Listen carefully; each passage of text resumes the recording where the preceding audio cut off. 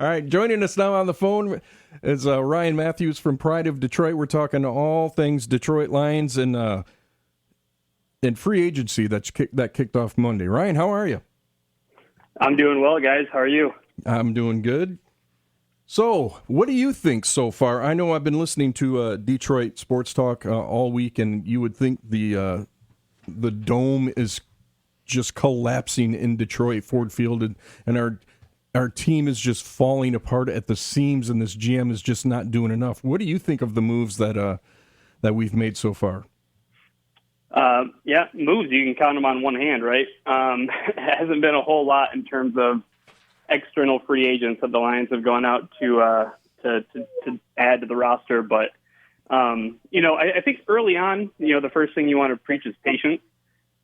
I know that's something that probably a lot of people don't want to hear, especially when it comes to some certain positions. But, I think on the very first day, they addressed their biggest need. They got a starting center in Cade Mays from the Carolina Panthers. I think he was a great signing for Detroit. And then you move on to day two. Well, I mean, on day one as well, you got an option at backup tackle, right? And I think maybe a lot of people saw that move and they thought, oh, that's going to be your starting tackle. That's just not enough, Brad Holmes. What are you doing? I don't think he's the day one starter by any means in Larry Borum.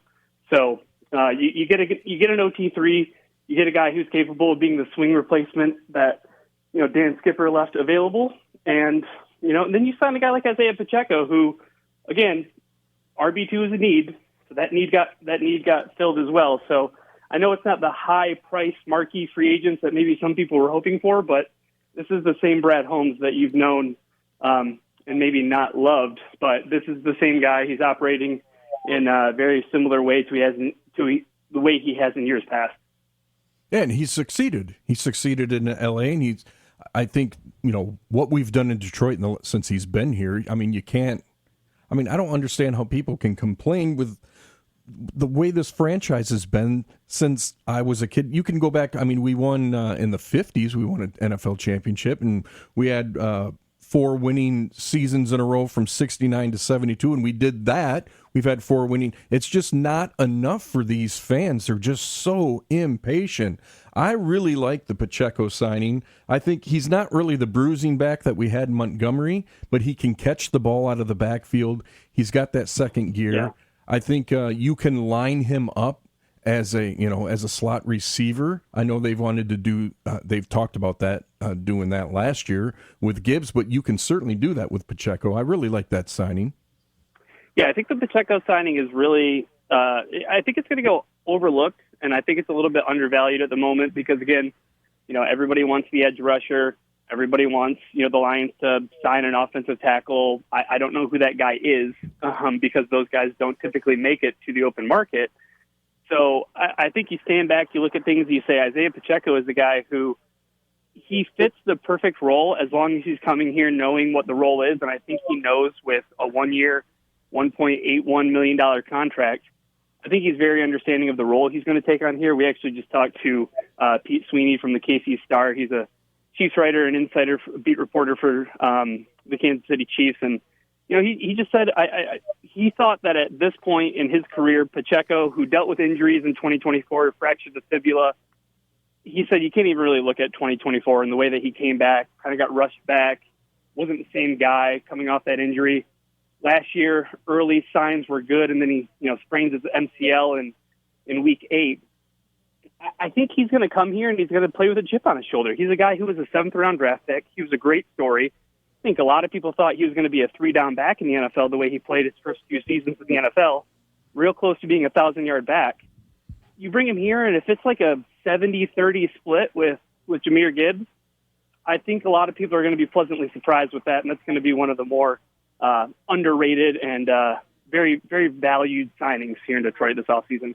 Yeah, and even when you're coming back that soon from such a significant injury like the fibula, it still takes time. I mean, everybody says, well, he's lost a step, he's a little slower, but I'm like, when you're rushed back on the field, it still could take a season and a half to get back to being 100%. And the fans just don't think about that. They want him back, and they want him to be 100% and going. Just like, when McNeil came back, he wasn't the same player that that he was last year. But I think with the offseason and getting himself fully 100% healthy, that he'll be back and he will return to the form that we had before he got injured last year. Yeah, hard to argue with that. I agree wholeheartedly. I think the signing of Cade Mays, though, is one that I think that Brad Holmes might have grabbed somebody on the up, and there's some kind of like, hey, why weren't you in on Tyler Linderbaum?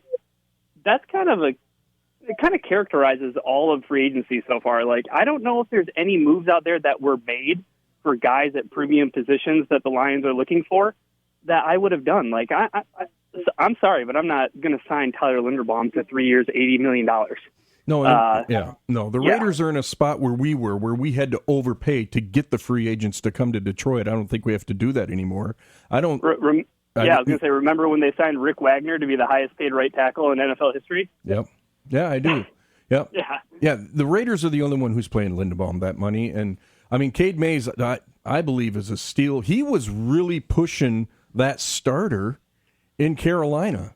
Like, when he took over, from what I was reading, 94% run block rating, ranked in the top 20, one sack over 726 snaps since he took over at center.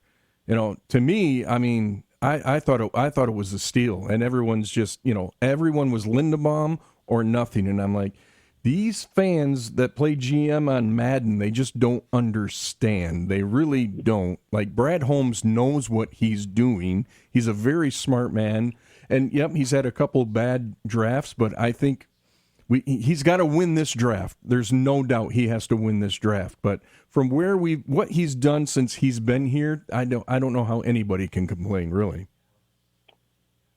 Yeah, I think it's what have you done for me lately syndrome, right? And 21, 22, 23, all those draft classes, you have multiple starters who have signed, second contracts with the team, be it Penei Sewell, Amon-Ra St. Brown, Jameson Williams, Aiden Hutchinson.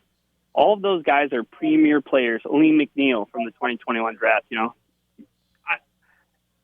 I just think that people have to step back, take a deep breath, maybe touch grass, and just realize that it's going to be okay. Like, I think the overreaction right now is, you see Al-Qadim Muhammad go to Tampa Bay for 1 year, $6 million, and you think that's a pretty reasonable deal. Like, the Lions weren't in on that. Yeah, that was surprising. Everybody. The Lions are not going to go into the 2026 season with 3 defensive linemen. It's not going to happen.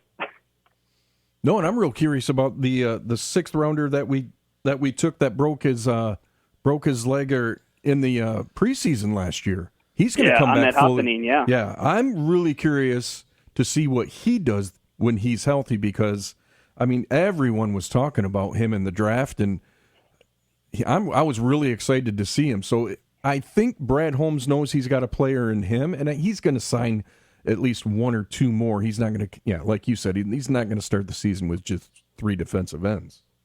Yeah, and there's some guys out there. There's still Jadeveon Clowney. There's still Cam Jordan. I'd be a big fan of Cam Jordan. I know he's 37 years old, but you want to talk about the NFL's Iron Man. He's missed 2 games out of 247. Like, I mean, that's insane, the kind of career that guy's had. I mean, could you imagine a better veteran to come in and mentor a young guy like Ahmed Hassanin? I don't think so. So, I just, again, preach patience. Free agency comes in waves. I think Brad Holmes does a really good job of signing some of those guys out on the margins. Roy Lopez was a really good signing. Rock Yassin, who's a guy who the Lions brought back, who's going to be a good depth corner, maybe slide in, play some safety for you. Vontae Maddox, like, these signings that are around the margins and on the outside of the roster that kind of go unnoticed and overlooked, like, Brad Holmes does a really good job of that. So, wait for the second wave of free agency and then weigh in with an opinion before you think that the sky's falling. What do we know about this Christian Izine that we signed earlier today, the safety? I haven't heard much about him. I heard he was coming off an injury. Is that true?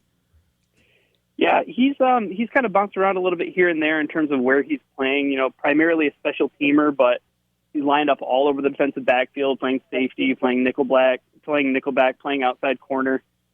He's a guy who I think again, might be one of these underrated signings that you look at the safety room right now. Brian Branch probably not going to be ready at the beginning of training camp. Won't be ready, I don't think, for the beginning of the season with the Achilles injury. Who knows what the future holds for a guy like Kirby Joseph. That's a guy who, again, who they signed today, could slot in. He could play safety early on in the season. They had some other guys back there. Thomas Harper was a guy who really impressed after the Lions grabbed him off of waivers, or grabbed him after the Raiders released him at the end of training camp. So, an interesting signing, a guy who fills a special teams role, but also can give you some defensive snaps as well. Yeah, I don't know much about him, but I know he's got a chip on his shoulder from his tweet that he tweeted out. He wants to come to Detroit and prove himself and stop bouncing. And it's a 1-year deal. Let's see what you can do, and to see if he can perform and, keep him in Detroit. Yeah, there are an awful lot of people I read as far as reactions go from Bucs fans and Bucs writers that, were kind of sad to see him go. Like, they lost out on a versatile reserve defensive back who didn't really have a path for more playing time in Tampa Bay, but the Lions, I think they got a good one here. I think the Bucs maybe look at their secondary and say, hey, we might be a little thin at safety without this guy, and they need to go get somebody. Well, that's not a draft pick that, Brad Holmes has to spend. It's a veteran guy who's played a little bit. You can maybe trust him more than you can a rookie. All right, now moving towards the draft, what do you think? I still think they're going to go tackle at 17. I think they still have to go offensive tackle. I know there's a lot of offensive tackles, and there's a lot of defensive ends in this draft as well. So I think they can go offensive tackle at 17 and still get a really good edge player either in the second or fourth round. And I still think with the capital that he got from the trade with Montgomery, I wouldn't be surprised if he moves up into the third round. Would that be shocking to you? I don't think it would. Brad Holmes trading up into the third round would be the least shocking development of his tenure as GM. So I'd agree with you. I think that Brad Holmes is probably looking at a lot of those day 3 picks, trying to figure out a way to maybe maneuver up the board if he sees a guy that he likes. I think the thing that's important about the draft right now is that the only glaring hole that you could see on this team as it stands right now is defensive end. If the Lions go that route at 17, well, great, they have a guy. But I truthfully think that Brad Holmes does not like to go into the NFL draft with any glaring holes. So I think you do sign a veteran defensive lineman, maybe a couple guys, so that you don't have to draft a defensive end at 17, kind of like how he signed Larry Borum. You don't have to draft an offensive tackle at 17 if your guy isn't there.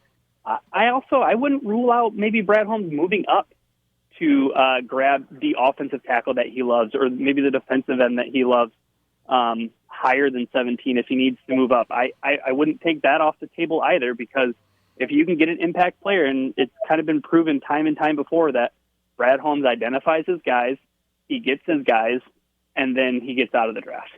And he's totally fine with that. So I think you look at 17, you want the offensive tackle to be there, but there's at least 11 or 12 teams ahead of them that they could all use an offensive tackle too.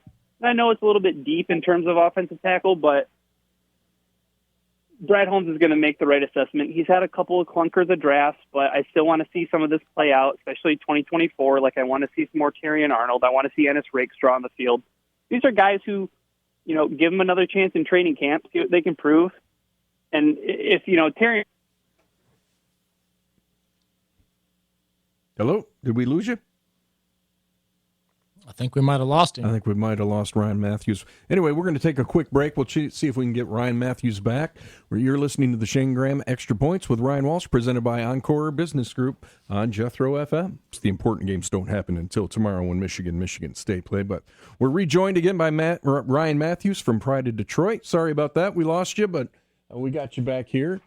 And we were talking about the NFL draft and what the Lions need to do. And I love the point that you brought up, that Brad Holmes doesn't like to go into this draft, and really he can't go into this draft with gaping holes. So you would think that we've got the cap space as well, since we freed up with restructuring Goff, of getting the veteran lineman like Cam out of New Orleans. And I still think there's so many really good free agents out there, and there's still time to sign these guys. They're still there. Hello, we lose you again? Hello, you there? Oh, yeah. I'm back. There you are. Okay. I don't know if you caught anything that I said. I did not. No, I didn't catch anything. No, I was just talking about, I like the point that you brought up about Brad Holmes doesn't like to go into the draft with big gaping holes, and I think you're correct. I think, and there's so many still really good free agents out there. It's not the big splash, but, we knew Brad Holmes wasn't going to make the big splash. As bad as some of these rabid fans wanted them to make Crosby or another one of these big splashes in free agency, the center. But there's still good quality defensive ends and cornerbacks that he can pick up because, I think you hit it on the head about the patience and not going into this draft with any gaping holes. Yeah, and I understand. Nobody wants to hear that, right? Everybody wants to be satiated. Everybody wants to just, hey, my football team is ready for September, and it's going to happen in March. And it doesn't typically happen that way. I think if you thought they were going to sign Trey Hendrickson, if you thought they were going to trade for Max Crosby, if you thought they were going to sign Tyler Linderbaum, I'm sure some of those conversations happened. And again, nobody wants to hear this, and this is something that Brad Holmes brought up in his end-of-the-year press conference, but, sometimes it just doesn't make sense to pull the trigger. And I think so many people are ready for him to pull the trigger. I mean, I've heard people coming out of the woodwork saying, is Brad Holmes a good GM? He's only made the playoffs 2 out of 5 years. Give me a break, guys. I've heard that all week. I've heard that all week about Brad Holmes is not a good general manager. He's good at he's a good scout. That's what I kept hearing. He can scout talent, but he's not a good general manager. And I'm just like, do you remember who we had? Do we remember? Do you know who this franchise is? Do you realize the years and years of just losing and horrible management and ownership that we've dealt with? What do you guys want? I understand the goal is a Super Bowl, but you just can't flip a switch or snap your fingers and it's brought to you. And I'm so close to calling these guys because I'm like, they don't seem to remember that in 2024, Brad Holmes gave you that team and you had a 17-point lead in the NFC Championship, and it wasn't Brad Holmes that choked it away. It was those players on the field and some terrible decisions by our head coach. Yeah, and you don't want to say that you don't want to say that Dan Campbell was maybe right in his post-game press conference, right? Sometimes you don't make it back here, right? Sometimes this is as far as you get, and sometimes it's really hard to climb the mountain. But I think the Lions are still situated in a great spot. Look at all their skill position players. You get a starting center. Great. I think the best part about that signing is you keep Tate Ratledge at guard. You don't make him have to be a fish out of water at center and have him in his second year make a position change. So, you get the starting center. Everybody wants to rebuild the offensive line. Well, they're doing that right now.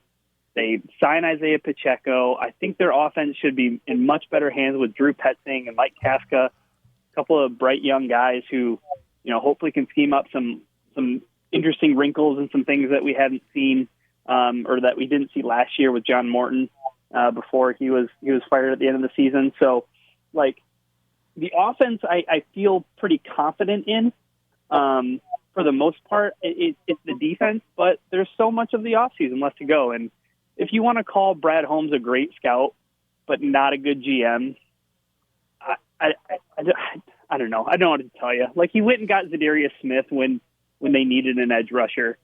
He made the trade for Carlton Davis. Carlton Davis was a really great cornerback until he got hurt like the rest of the 2024 defense. So I don't know. Just take a deep breath. We're 4 days into free agency. A lot of offseason left.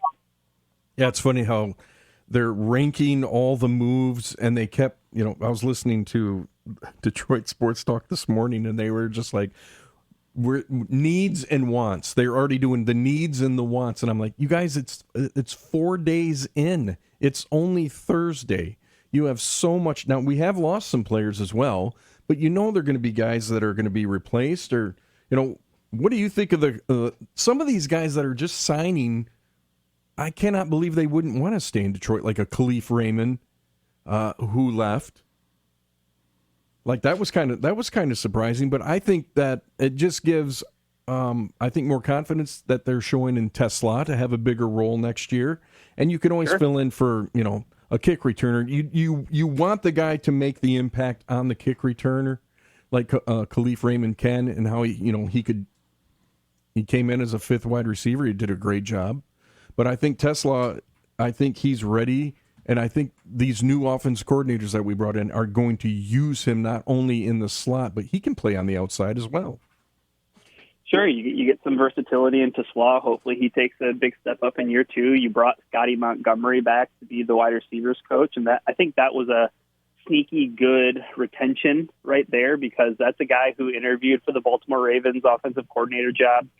Really well-respected guy. He got the assistant head coach title bump. I'm sure he probably got a pay bump as well. But, I agree. You lose Khalif Raymond, but look at some of these guys that they've lost. Khalif Raymond, 31 years old. Al-Qadim Muhammad in his 30s. Roy Lopez nearing 30. Like Alex Anzalone in his 30s. Like they've lost some guys, but Taylor Decker, right? Like into his 30s. I think there's a little bit of a youth movement going on. The Lions actually are the second youngest team right now in the NFL, which is that's a pretty shocking thing to hear, right? Right, and with the stars that we have, that core that we have that's been in the league now 3-4 years, they're still, in their early mid-20s. I mean, you keep this core together, you can win consistently. You don't. We may not win the Super Bowl next year, but with the schedule, we have time to win, get in the playoffs this year, and then work on getting to that next level next year. But the fans just don't want to hear that. But I'm happy. Right? I'm happy time, and that takes patience, and nobody wants to do that, right? Right. I mean, 5 winning seasons in a row. If you win, you win the division, win a playoff game, maybe win 2 playoff games. It'll be enough for me. I think 2024, right? Yeah. 2024 taught everybody all you have to do is get in.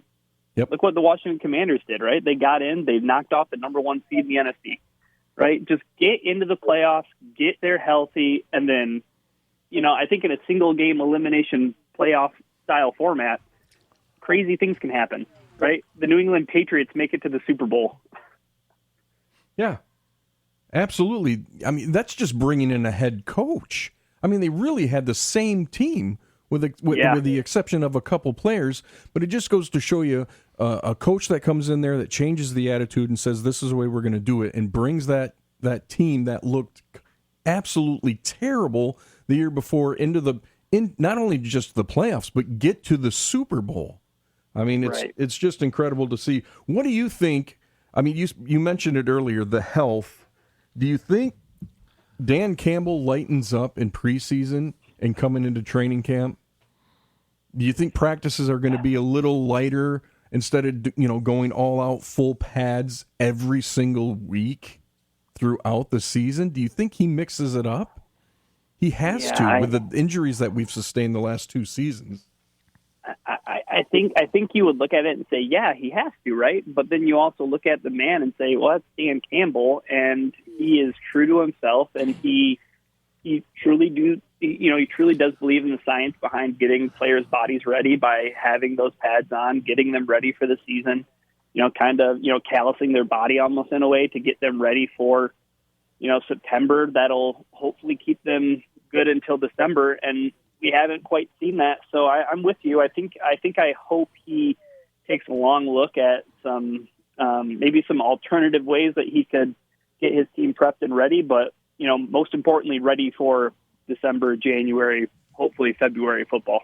Yeah, and he kind of took the foot off the pedal with the 4th down, going forward on 4th down later last year. And you saw that, the results in the Chicago game, the last game of the season, taking the points to actually pull that game out. And it was clearly from kicking field goals rather than going forward on fourth down. When the game comes down to a field goal, you're like, hey, that's what happens when you take the points. So we seem to back off a little bit. So hopefully, we can get these guys healthy through training camp, through preseason, and we can see what this team has to offer this year. I know I'm excited. To me, this is the most exciting offseason that we've had since Brad Holmes has been here, because he doesn't have the picks from the trade with Stafford that he's got. He's got to win the first, second, and fourth round because he needs 3 really good starters on this team. He does, and hopefully he can win the second and third waves of free agency too, right? I got one Isaiah Pacheco stat going back to what you mentioned about fourth down, the aggressiveness from Dan Campbell. Last year, Isaiah Pacheco was 8 for 8 last year in converting downs of 1 yard to go, and he was 13 of 15 in converting downs of 1 or 2 yards to go. So you get a guy who, he has an incredible athletic ability when it comes to his agility. Ran like a 4.37 at the combine. Good, like 10-yard numbers, 20-yard numbers, shuttle numbers.